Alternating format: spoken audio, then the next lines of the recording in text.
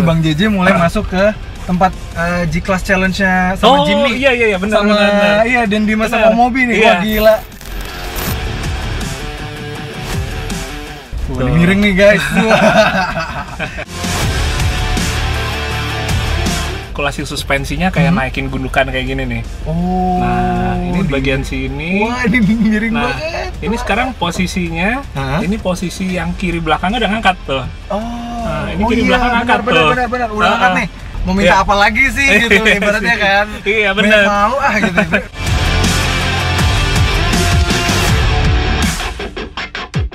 Halo guys, welcome back to CVT Cars Videos and Talk Shows. Balik lagi sama gue, Reza RFR. Di samping kami sudah ada sebuah mobil yang cukup spesial. Yes, ini adalah Toyota Race yang versi 1000cc turbo varian GR Sport yang dengan ada fitur Toyota Safety Sense. Mendapatkan mobil ini tidaklah mudah, tapi beruntung kami dikontak oleh Om Fitra Eri dari Auto Driver yang mau meminjamkan mobil pribadinya untuk kami tes panjang dan secara lengkap untuk pengetesan secara efisiensinya dan juga akselerasi dan rasa berkendaranya. Sebelumnya kami mau terima kasih dulu kepada Om Fitra dari Auto Driver sudah meminjamkan mobil ini pada kami. Oke, langsung aja kita bahas yuk apa aja yang spesial dari mobil ini dan bagaimana rasa berkendaranya dan apa aja fitur-fiturnya dari Toyota Race versi GR Sport with Toyota Safety Sense.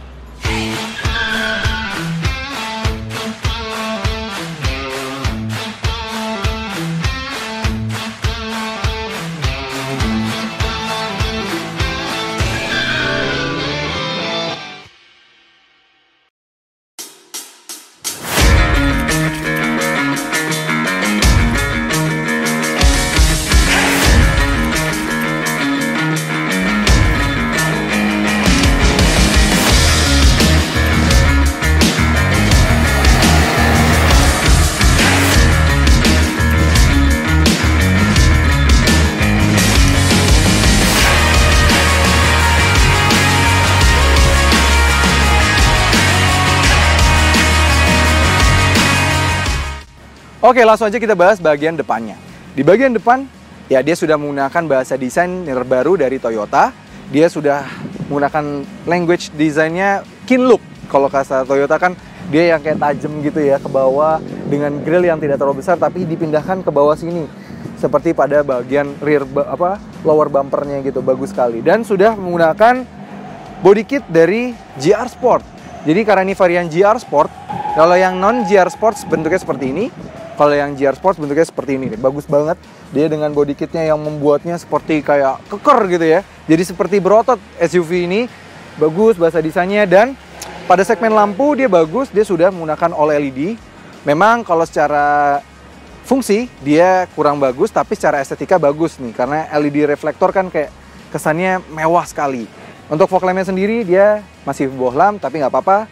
Tapi at least secara desain bagian depan kami sangat suka sekali, dia kayak keker gitu. Kalau dibandingkan dengan saudaranya, kami lebih menyukai bahasa desain dari si Toyota Race ini. Yuk kita lihat bagian samping. Lanjut pada bagian samping, desain sampingnya terlihat ya, dia tetap sporty, bagus sekali. Dia berlanjut hingga samping ini adalah dual tone-nya ini ya, bagus banget. Dia potongannya tuh pas sekali. Jadi kayak nggak terlalu maksa kalau dibuat dual tone. Ini bagus ya, berwarna hitam hingga ke belakang. Sudah ada shark fin antena juga. Dan sudah ada emblem turbo di sini dan juga tetap ada body kit dari GR yang berlanjut hingga ke samping sini dan juga ada stiker GR ini ya. Dan ini stikernya lumayan premium lah, nggak kayak seperti dulu yang Sportivo itu dulu lebih cepat ngeletek. Kalau ini lebih rapih lah pengerjaannya, lebih bagus. Dan yang kami salut lagi dari si Race ini adalah dari segmen velgnya. Dia menggunakan ban 17 inci. Yes. Ini padahal mobil subcompact SUV yang rata-rata memang banyak kan mentok-mentok 16 inci. Atau misalnya kalau di kelas hatchback, mentok-mentok 16 inci itu udah lumayan besar. Tapi di sini menggunakan 17 inci, which is hanya 1 inci lebih kecil jika dibandingkan dengan misalnya sekelas Pajero Sport, Fortuner gitu yang 18 inci. Ini hanya kalah 1 inci saja, bagus sekali. Untuk konfigurasi bannya sendiri di 205 60R17 dan menggunakan ban Dunlop NA-Safe. Jadi ban Eco ya, bagus sekali. Oke, fitur sini dia tetap mendapat keyless entry dan keyless entry-nya sudah bagus, tidak ada tombol tompel gitu ya berwarna hitam, dia hanya guratan saja, jadi terlihat lebih premium. Dan overall desain sampingnya bagus sekali, dan secara dimensi untuk yang varian GR Sport ini mencapai 4035 mm, yang artinya sudah lebih sedikit sih dari 4 meter, tapi kalau secara dibandingkan dengan rivalnya dia masih sedikit lebih pendek dibandingkan dengan rivalnya. Tapi at least ini cukup proporsional lah. Kita lihat bagian belakang. Pada bagian belakang ya desain dari GR Sportsnya memang masih tetap berlanjut ya. Tapi memang ada yang kami ingin sedikit komentari di sini. Walaupun memang secara desain dia sporty sekali, tapi di warna terang mulai terlihat sedikit flow-nya, yaitu adalah penempelan body kit yang kurang rapih gitu, kurang seamless gitu ya. Ini masih ada kayak patah di sini, terus juga nih kayak ada patah di sini, jadi kayak kurang nyatu dengan bodi mobil secara keseluruhan. Kalau dibuat menyatu, menurut kami akan jauh lebih terasa sportinya dan jauh lebih terasa kesan OM look-nya. Kalau ini seperti kayak pakai body kit dari vendor sebelah gitu misalnya, third party vendor. Tapi overall secara desain sebenarnya dia sangat sporty sekali di belakang sini. Dia untuk secara lampu dia bagus, walaupun memang untuk sen dan lampu mundur dia masih bohlam. Tapi at least secara desain dia bagus dan tidak terlalu banyak chrome di sini. Dia berwarna hitam aja ya, menyambung dan kesannya kayak menyatu dengan headlampnya.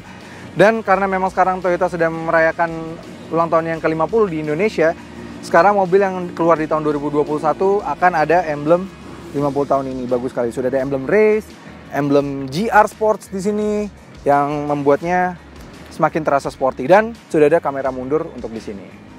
Nah, kita lihat bagian bagasinya. Kapasitas bagasi race memiliki kapasitas 369 liter pada posisi dek tertingginya. Kalian bisa adjust kedalaman dari bagasinya sehingga dapat meningkat menjadi 391 liter. Di bawah deknya ini sendiri juga terdapat ban serep full size, namun disayangkan covernya dari bagasi ini tergolong low quality karena tidak bisa menampung barang sama sekali. Ini kayak terlihat flimsy gitu ya. Oh iya, ruang bagasi ini seperti kata Om Mobi, memang tidak dapat menampung satu golf bag full size. Untung saja tidak seperti rivalnya, ia dapat dilipat 60-40. Kalau masih kurang, dapat dilipat rata lantai hingga ke bagian depan. Lanjut pada bagian kabin. Tapi sebelum kami lanjutkan, jangan lupa like video ini, subscribe ke channel YouTube CVT Indonesia, dan nyalakan lonceng notifikasi. Main-main juga dan follow Instagram kami di @cvt.indonesia. Udah di subscribe? Udah di follow? Oke, kami lanjutkan reviewnya. Surprisingly, di belakang sini space-nya cukup baik ya. Kita bisa lihat bahwa kami masih mendapatkan legroom yang cukup baik, sekitar 9 jari masih ada di belakang sini. Sehingga masih cukup baik. Ini padahal posisi mengemudi gue dan tinggi gue 175 cm, dan ini masih mendapatkan space yang cukup baik. Untuk headroom sendiri dia juga cukup baik karena memang desainnya sedikit mengkotak gitu ya. Jadi headroom masih ada sekitar 5 jari, bagus juga. Dan di belakang sini material dari kursinya ini juga ya lumayan baik lah. Walaupun memang kalau dibandingkan dengan rivalnya ada yang sudah full kulit, kalau di sini masih campuran antara tengahnya fabric, dan samping kanan kirinya sudah kulit. Dan di tengah sini ada kulit, juga bagus, sudah ada dapat 3 headrest. Tapi sayang sekali dibandingkan dengan rivalnya yang 5-seater juga itu belum ada armrest di sini. Jadi sayang sekali ya, ini kok nggak ada sama sekali. Dan tidak ada kontur sama sekali dari jok fabriknya sehingga tidak bisa menyupport kita misalnya ketika perjalanan jauh. Jadi sedikit bisa lebih sering terombang-ambing nih belakang sini. Secara material dari door trim, dia tidak ada kulit sama sekali, dia semuanya plastik keras semua didominasi. Tapi at least dia masih ada chrome di bagian pintu sini, jadi ya nggak gelap-gelap sekali lah di belakang sini. Sudah ada cup holder sini, sudah ada colokan USB 2,1 ampere di tengah sini, jadi masih bisa mengecas gadget kalian untuk di tengah sini. Lanjut pada bagian depan, kita nyalakan dulu ya. Nah, keren sekali. Digital speedometernya ini benar-benar luar biasa sih. Terdapat 4 desain yang bisa kita rubah-rubah, dan setiap desainnya itu kalau kita nyalakan startup lagi dan juga kita matikan, memiliki animasi yang berbeda-beda. Jadi terasa sangat futuristik dan terlihat mahal sekali mobil ini, keren sekali.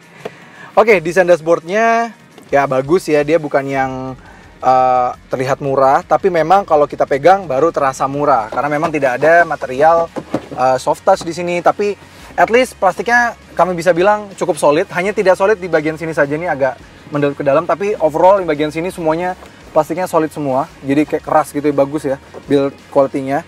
Tapi yang bagian sini memang agak sedikit kurang di bagian sini. Dan untuk bagian door trim, bagusnya di depan berbeda dengan yang belakang. Di sini sudah diberikan soft pad yang berbahan kulit ya. Jadi empuk di sini, dan juga armrest bagian sini juga berbahan kulit. Jadi kami mendapatkan kenyamanan nih kalau kita menyetir, dapatkan posisi yang paling pas nih, karena ini udah kulit, setirnya juga sudah kulit, desain setirnya juga sudah seperti desain-desain Daihatsu. Surprisingly memang nih, karena memang buatan Daihatsu ya, hasil rebate dari Daihatsu nih, desain setirnya memang Daihatsu. Tapi di race ini bagusnya untuk varian GR Sport sudah diberikan kulit dengan jajetan putih asli. Memang walaupun material kulitnya bukan yang terasa premium seperti di rival sekelasnya. Dan sudah dapat pedal shift pada bagian setirnya ini, sudah dapat tombol-tombol yang cukup lengkap ya. Bahkan sudah ada tombol untuk pengesetan adaptive cruise controlnya juga sudah ada di bagian sini. Keren banget. Nah, untuk head unitnya sendiri dia memang kalah dengan saudaranya. Dia hanya ada bisa Bluetooth, USB, mini rakas, misalnya mirroring gitu ya. Dan belum ada Apple CarPlay maupun Android Auto, karena memang itu hanya ada di Daihatsu Rocky saja. Tapi untuk suara, ya untuk kelasnya masih oke lah, karena memang dia sudah disematkan Twitter juga, jadi masih oke. Untuk AC-nya sendiri, dia sudah digital, tapi saya memang mode penyemburannya belum ada perubahan sama sekali, jadi mode semburannya hanya ke atas saja, yang dari atas saja, belum bisa kita atur ke kaki, atau misalnya mau jadi defogger untuk depan, belum ada sama sekali. Bagian sini, dia sudah ada colokan USB di sini, dan 12 volt socket di bawah sini. Dan untuk transmisinya, sebenarnya kalau secara bentuk dia terasa premium dan sama dengan race yang ada di Jepang. Tapi ada yang off ketika kami memindahkan gigi gini ya. Kayak terasa kualitinya memang sedikit menurun. Tapi nggak apa-apa, at least memang mengingat harganya juga memang belum yang sampai 300 jutaan, masih oke sekali harganya. Sudah ada armrest ini, dan ban joknya sendiri sudah bercampur, kanan kirinya sudah kulit, tengahnya masih fabric. Dan untuk pengaturan kursinya sendiri, dia sudah ada head adjuster, sudah ada maju mundur, dan untuk setirnya sayang sekali sama seperti rivalnya dia masih hanya tilt saja, belum teleskopik, tapi nggak apa-apa. Untuk ruang penyimpanan sudah ada di sini satu, sudah ada 2 cup holder yang bisa disimpan di kiri dan kanan AC. Jadi kalau kalian ingin minuman kalian tetap dingin, bisa kalian taruh di sini nih, bagus juga ya, ide yang menarik. Dan sudah ada 2 cup holder di bagian masing-masing door trim. Kalau kita sekarang sudah bahas bagian interiornya, bagaimana soal mesinnya? Yang turbo itu, yuk kita lihat bagian mesinnya. Lanjut pada sektor mesin. Melanjutkan kata-kata turbo yang ada di kap mesin, ya, mobil ini sudah menggunakan mesin 1000 cc turbo dengan kode 1KR VET. Mesin 1000 cc ini sendiri menghasilkan tenaga 98 PS dan torsi 140 Nm. Tenaga itu dialirkan ke roda depan, dia front wheel drive ya, dengan transmisi CVT. Nah, dengan konfigurasi mesin yang sebenarnya secara spesifikasi kurang superior ya, atau lebih bisa dibilang inferior dibandingkan beberapa rivalnya, atau dengan beberapa mobil yang ada di kelas harga yang sama, apakah rasa berkendaranya jadi kurang menyenangkan? Langsung aja kita coba yuk. Rasakan rasa berkendara dari Toyota Race yang varian 1000 cc turbo ini. Bisa kami bilang bahwa tenaganya dan turbonya di mobil ini benar-benar luar biasa. Bagus sekali. Dia tidak terasa lagi dan tidak perlu kalian takut kalau mobil ini masih menggunakan 1000 cc. Karena memang dia sangat-sangat tidak terasa seperti 1000 cc karena tarikannya luar biasa. Dari stop and go tuh kita langsung gas tuh ya. Oh, langsung ya. Dan juga walaupun menggunakan transmisi CVT, tapi dia tuh CVT-nya Toyota, kami selalu mengakui CVT Toyota itu selalu baik. Mau di varian murah nih seperti Toyota Race seperti ini ya, dibandingkan dengan rivalnya si Honda, transmisi CVT-nya ini jauh lebih engaging, jauh tidak seperti tertahan gitu, lebih ada feel-nya dibandingkan transmisi CVT yang ada di rivalnya. Bagaimana soal bandingan suspensinya? Oke, kami berharap banyak pada Toyota Race ini. Karena memang review di luar negeri dan juga disebut bahwa ini menggunakan DNGA yang which is sebenarnya mirip dengan TNGA. DNGA Daihatsu New Global Architecture, TNGA Toyota New Global Architecture, yang mana kami sering merasakan Toyota New Global Architecture itu sangat nikmat dikendarai. Driving impressionnya pas, handlingnya nikmat, dan juga ya suspensinya juga lembut, nyaman, tapi tetap handlingnya tetap sangat fun.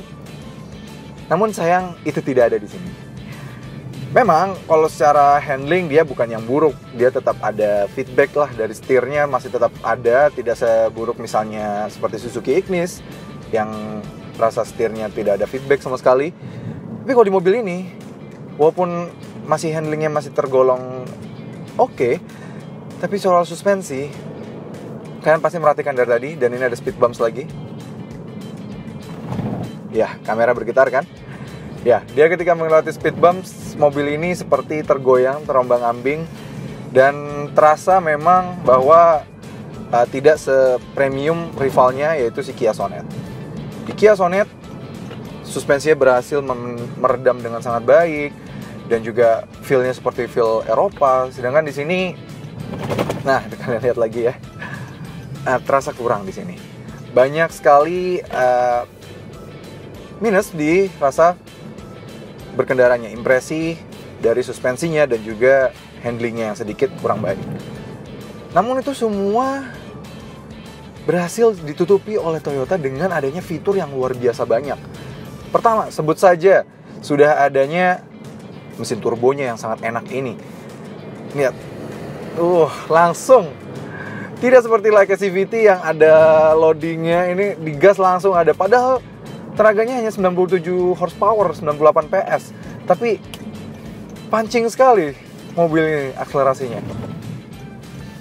Dan juga sudah adanya fitur Toyota Safety Sense yang mana sangat lengkap. Sudah ada lane keeping assist, sudah ada blind spot monitoring, rear cross traffic alert, adaptive cruise control. Dan ini membayar semua kekurangan misalnya dari driving impressionnya. Memang jujur harus kami akui tidak sebaik rivalnya. Ada yang kami temukan lagi kurang di mobil ini, yaitu adalah ketika kami menanjak dan kami menekan gasnya sebanyak seperempat gas gitu ya, dia cenderung malah kap mesinnya sedikit bergetar dari depan. Jadi kayak ada getaran gitu dari kap mesin yang masuk ke dalam kabin. Justru kalau kita injak setengah gas atau full gas malah hilang. Tapi kalau setengah gas di tanjakan, itu malah ada. Aneh ya.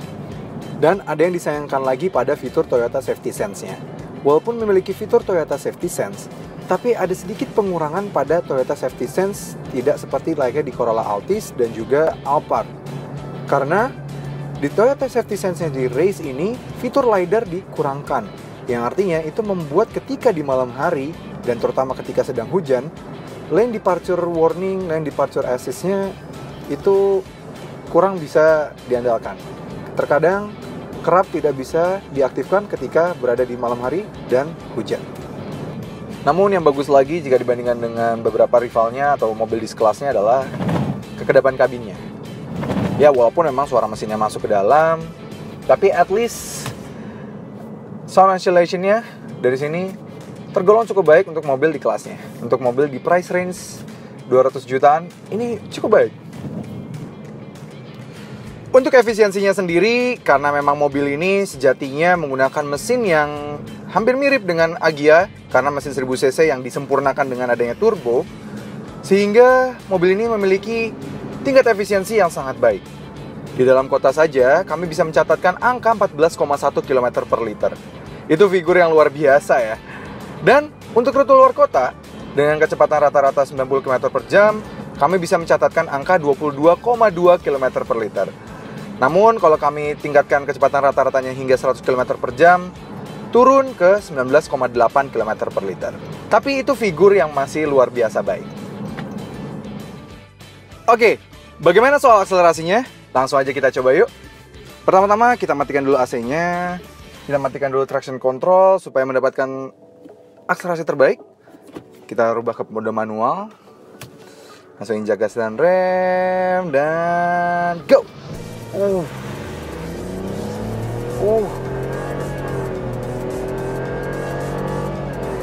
Dan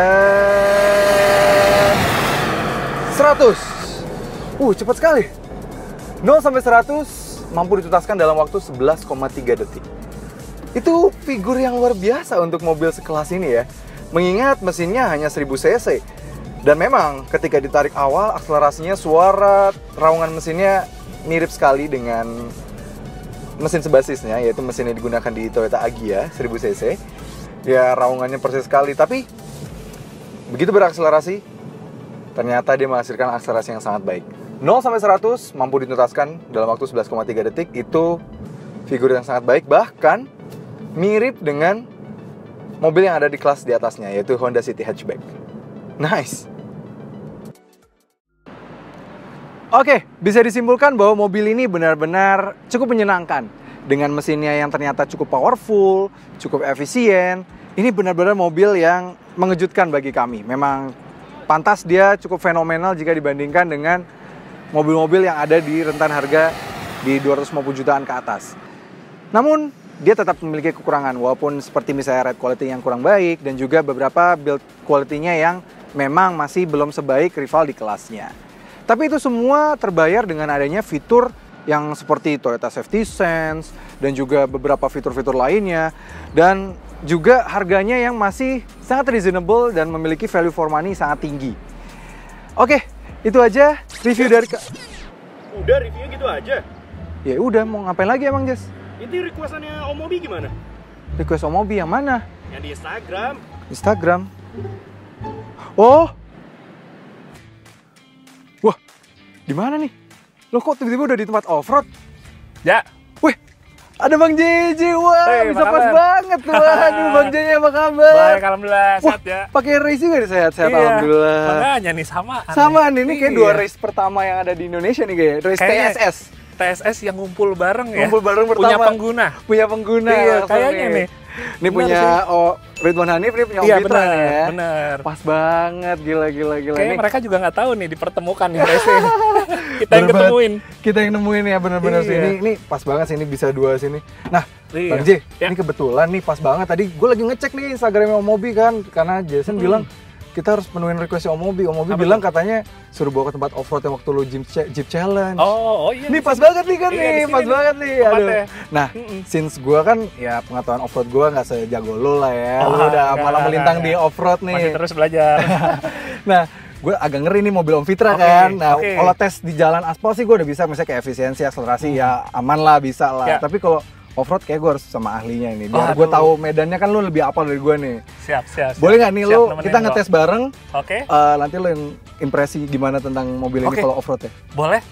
Boleh ya? Kayaknya ini juga pertama nih kita ya. Off-road. Nyobain ya. Nyobain buat mobil testing ini off-road ya? Wah, ini seru Bener. banget sih. Thank you banget Bang J. Oke, siap. yuk kita langsung tes yuk. Kita tes. Oke, Yang ini ya? yang ini ya? Oke, Oke. sip. Kita langsung muter.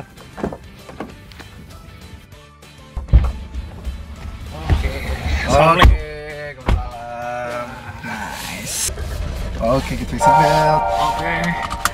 Nah, nih sekarang udah sama Bang JJ nih, ahlinya off-road. Nah, kalau gua kan agak ngeri karena since mobilnya bukan bener-bener proper off-roader ya sebenarnya. Jadi, bener. Bang JJ kan udah paham nih track mana yang mesti diambil. Kebetulan. Suka kesini. Suka kesini. Tongkrongannya di sini. Nongkrongan di sini. Oke Bang J, yuk Oke. langsung kita mulai. Kita langsung muter aja ya. Oke. Impresi lu Oke. gimana Bang J? Nah, jadi gini. Pertama sih sebenarnya yang gue lihat ini kan emang crossover SUV. Jadi urban kan. Urban. Peruntukannya emang perkotaan Iya, gitu. benar. Walaupun di Jepangnya gitu ada yang 4-wheel drive-nya. Iya. Tapi sebenarnya walaupun ada 4-wheel drive-nya, dia peruntukannya lebih buat kayak misalnya kalau di sana kan ada salju. Jadi snow driving iya, gitu iya. kan, nyetir di Biar nggak salju. licin, nggak kepleset kalau pas Iya. di jalan licin gitu ya. Benar, jadi traksinya tetap bisa optimal. Kalaupun dipakai buat off-road tetap yang buat light aja yang ringan. Pakai yang ringan Iya, gitu. iya, bukan. Jadi yang penting orang tahu dulu ini bukan berarti karena ini istilahnya apa ada 4-wheel drive Iya, bisa dipakai off-road tuh yang gimana banget gitu bukan kan. yang proper, bukan yang ya. Ini paling Tipis-tipis aja. 4-wheel drive juga AWD kan yang di sana sistemnya. Benar. Bukan 4-wheel drive yang 4x4 gitu kan. Bener, dia jatuhnya all-wheel drive sih sebenarnya Iya. gitu. Wah, ini miring nih guys. lumayan clearance-nya sih masih oke lah ya. gitu. Ground clearance emang bagus karena di 200 mm ya. Iya benar. Itu dibanding SUV misalnya kayak CR-V, kayak misalnya kayak Innova aja gitu misalnya ya, yang agak tinggi juga itu masih cukup tinggi nih. Masih tetap tinggi, apalagi misalnya di satu sisi, tapi kan ukuran bannya kecil. Nah, gitu. Iya. Jadi bayangin kalau misalnya kayak ukuran ban ini kayak Innova atau Fortuner gitu ya, misalnya udah pasti clearance-nya lebih tinggi lagi. Nah, bisa dikasih 18 inci misalnya nih ya, jadi naik ya. Profil ban lebih tebel gitu. Ini buat ukuran pakai ban 205, ground clearance-nya 200 mili sih oke banget gitu. Oke banget gitu. Wah, ini Bang JJ mulai masuk ke tempat G-Class Challenge-nya sama Jimmy. Iya benar. Iya, dan di masa Mobi nih. Wah, gila. Itu di sini sih posisinya nih. Terakhir kita kesini pakai Pajero Sport yang 4x4, ya pede aman. Oh iya, sempat ngetes ya. Ya, segitu di sini. Tapi ini pakai race dengan front wheel drive lagi. Gila. Iya, benar. Emang cuma Bang JJ. Oh, iya. Ini kebetulan sih masih layak kalau di bagian sini masih sih. Bisa ya? Masih oke. Padahal ini agak basah ya Bang JJ kondisinya hari ini. Bekas hujan kemarin. Bekas hujan ya, tapi ini masih bisa. Ini miring. Masih bisa. Ini kalau kita mau istilahnya mau ngetes artikulasi suspensinya kayak naikin gundukan kayak gini nih. Oh. Nah, ini bagian sini. Wah, ini miring banget. Ini sekarang posisinya, ini posisi yang kiri belakangnya udah ngangkat tuh. Nah, ini kiri belakang ngangkat tuh. Benar. Udah ngangkat nih. Ngangkat. Wah, udah ngangkat. Wah, gila. Sekarang udah turun lagi.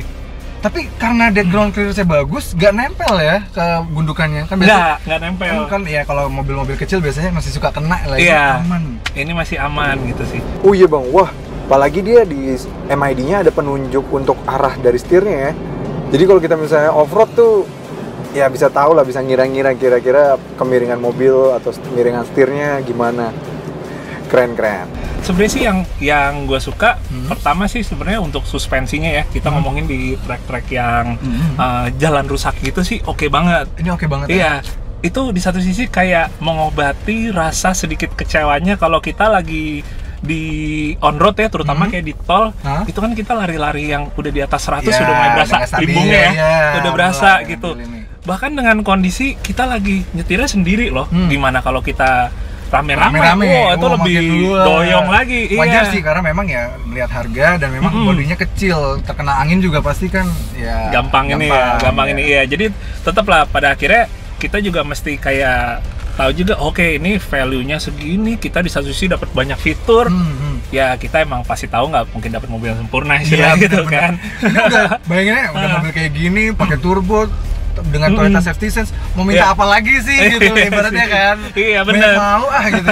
Udah cukup banget. Udah cukup banget. Nah kayak setidaknya kalau buat gue yang seneng kayak jalan-jalan di medan off-road gini, oh ternyata pas pakai off-roadnya bantingannya tuh enak gitu.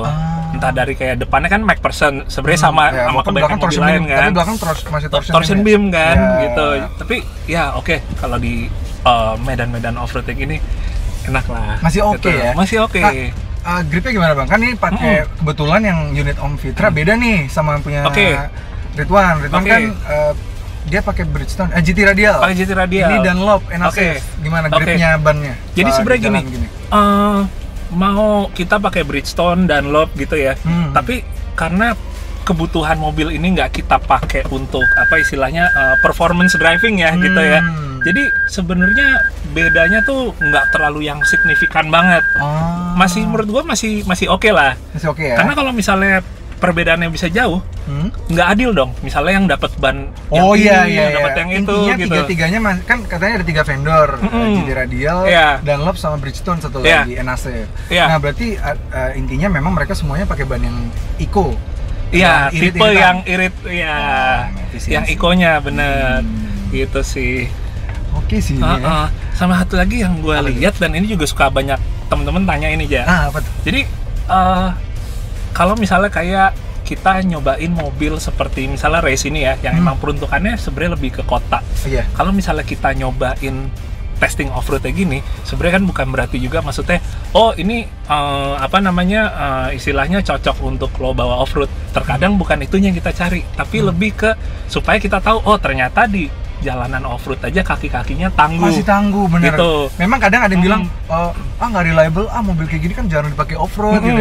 Tapi minimal kita tahu sebatas apa kemampuan dari mobil yang kita miliki. Walaupun nanti. bukan berarti kita harus off-road juga. Iya, benar-benar. Itu ibaratnya kayak gini, Ja. Misalnya kita tahu ada oli dipakai nih untuk balap, misalnya balap F1 gitu ya, gitu. Nah, buat kita yang pakai oli yang sama bukan berarti kita siap balap ke F1, tapi cuma sekedar ngasih ketenangan gitu. Ketenangan bahwa mobil ini berperforma baik. Iya, ini dipakai buat istilahnya buat balap aja. Oke, gimana gua yang harian. Iya, sama sih kayak gini juga. Kita tahu, di jalanan hancur, kasar gitu. Oke, licin, enak, becek gini aja masih bisa. Gitu. Masih ini. Oke, itu ngasih ketenangan ekstra buat orang yang pakainya, padahal cuma di harian di jalan raya aja. Paling ya misalnya tiba-tiba kalau Jakarta kan suka agak banjir misalnya kota-kota besar, ya masih bisa banget lah. Bener. Ini udah mulai jalannya agak rusak lagi tuh. Iya. Awal-awal tuh pertama kali disetirin Bang Ji masih kayak aduh bisa nggak. Tapi kayak udah ngeliat, udah tahu kemampuannya si Race ini ternyata wah hebat sih. Oke ya. Oke. Lumayan lah. Buat gua yang istilahnya anak off-road banget, gua mungkin kecewa kalau untuk kita urusan high speednya di jalan raya, tapi terobati dengan di jalan-jalan seperti ini, di jalan rusak gitu, enak banget sih. Masih capable banget ya. Gila sih, bener-bener. Gitu sih kurang lebih. Wah, thank you banget nih Bang J. Siap. Kalau enggak, gua nggak akan berani sih. Kalau sendirian gitu out of nowhere, ngetes sendirian, langsung masuk ke sini, kayaknya takut keder duluan di depan gua masuk aja. Kalau ada Bang J kan, Bang J yang nyetir, dia tahu mana celahnya dan ternyata pas dites kemampuannya si Race ini ya untuk ukuran mobil sekecil ini mantep ya. Oke banget sih. Padahal juga ditambah lagi dia kan ada body kitnya ya. Iya, lebih gondrong kan depan dan belakang. Ternyata di partur angle masih oke lah ya. Masih oke sih. Nggak seruk dari tadi, nggak ada sama sekali. Aman terus. Aman sih. Oke sih. Luar biasa. Oke Bang J. Thank you banget nih. Sama-sama. Kita kesimpulan di situ. Oke, kita balik lagi.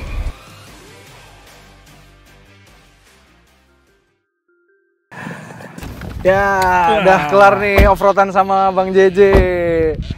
Jujur loh Bang J, gue kalau sendiri tadi kesini, misalnya review gitu sama tim CVT doang, nggak berani sih gue kayak tadi.